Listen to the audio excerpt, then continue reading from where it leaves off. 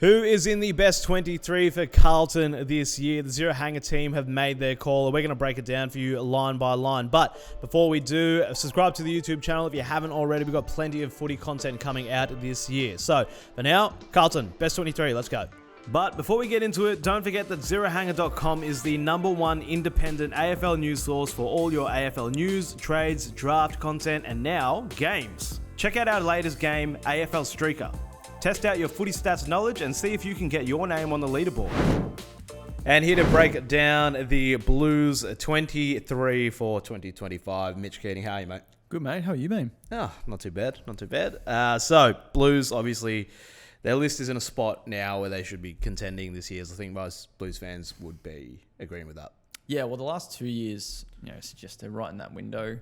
List demographics suggests the same thing. Like, they weren't aggressive over the off-season and certainly prioritised the draft, which they did quite well at. But, they're really keen to be contending again this year. And I think there's going to be high expectations again from their fans as well. Yep, absolutely. All right, let's kick it off with the backline. All right, so starting from the back line, Nick Haynes, Jacob Wiedering, Nic Newman, and on the halfback, Ollie Hollands, Mitch McGovern, and Adam Sard. So a couple of new-ish names there. Obviously, Nick Haynes coming over from GWS. Yeah, he'll be keen to lock in that starting spot, and I think he probably gets it, and especially if they want to go the three tours. They've always needed further support for Jacob Wiedering on top of what Mitch McGovern's been able to offer, and McGovern too has struggled with injury and form, but I think he took that nice step needed and overcame some niggles last year, which was really important. So I think Haynes gets that job, intercepting role, can play lockdown as well, but really relying on Wiedering and McGovern as to take on maybe the two opposing tools. McGovern can play a similar role to Haynes, so those two can chop and change a little bit. But yeah, an extra key defender was certainly a list need for Carlton over the offseason. They got a cheap, experienced player in Nick Haynes, which is a nice one. For the kind of ground level threats here, Ollie Hollands is kind of another new name.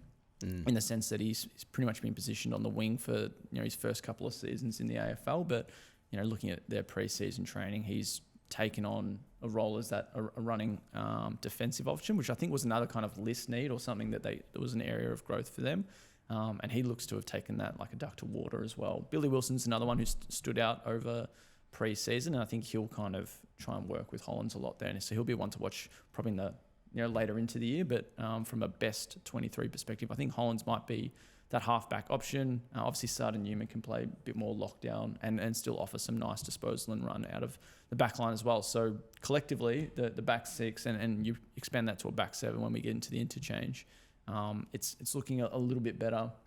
And a lot of that might just come down to how Nick Haynes performs and what they can get out of Ollie Hollands. All right, so getting now to the engine room. So we're going to start, obviously, Tom De Koning, main man in the ruck that we've named. And then, obviously, Cripps, Adam Chera, Sam Walsh. And then on the wings, Sam Doherty and Blake Acres. Now, let's start with Tom De Koning. So he's our first choice ruckman. Yeah, he has to be. Form off before his injury last year. He was one of the best rated ruckmen.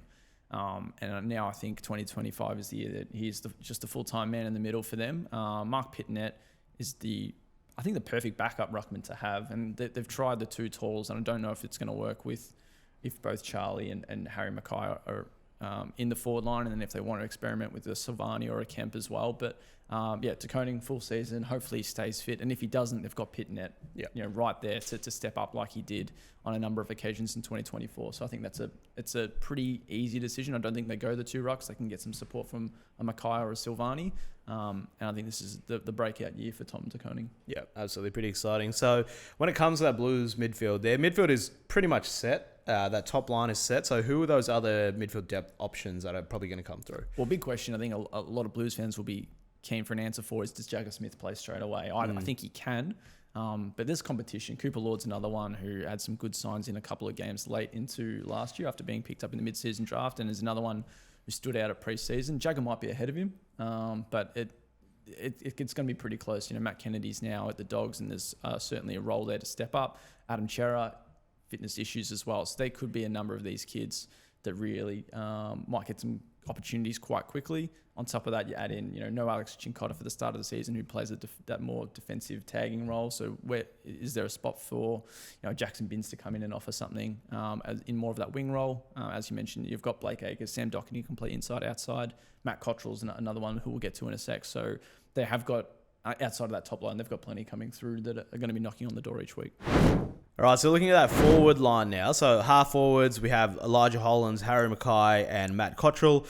And then Jesse Motlop, Charlie Curnow, obviously, as Zach Williams. So obviously, your twin towers up front. The interesting part there is losing Matt Owies in the offseason. What happens with their small forward role? Yeah, this is the big area of where the competition's going to be. They're not short on small forwards, but they really need to find the one that's going to stand out. A bit like what Owies did last year. So losing him has created this kind of maybe a hole or even two, just given how level the playing field might be among their smalls. So you mentioned Motlop, Williams, Lockie Fogarty as well is another one. Elijah Hollands will play more of a half forward. Razio Fantasia would be keen to kind of break through and get a best 23 spot. So yeah, I think Motlop's probably the one that takes the first string role. Zach Williams looked really promising.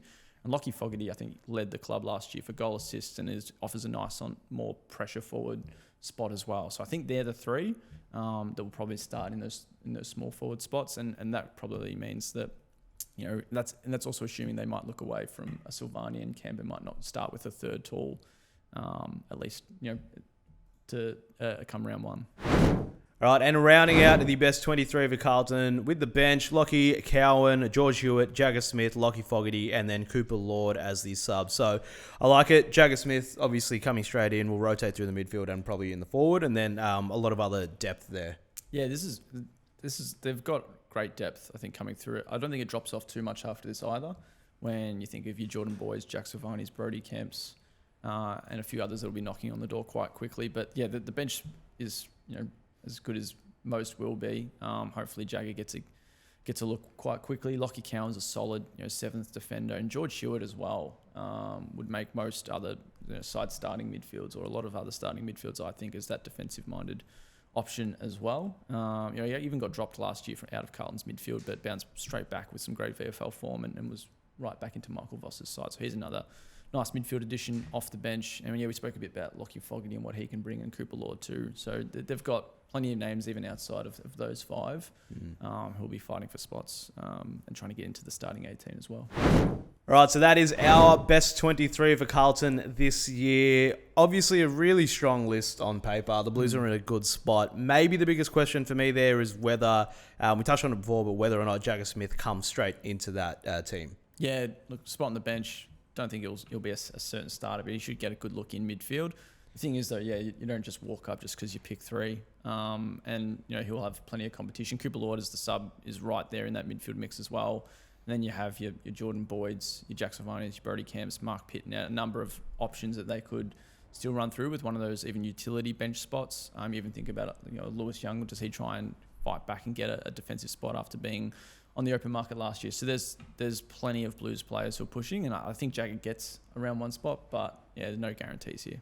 Yeah, it's going to be exciting to watch. So let us know in the comment section if you agree with our best 23s. Jagga in, is he not? And the rest of the list too. I know the Blues fans are very active in the comment sections on our videos. So subscribe to the YouTube channel if you haven't already. We've got plenty of footy content coming out this year. Have a good day. Catch all your latest news at Zero Hanger AFL.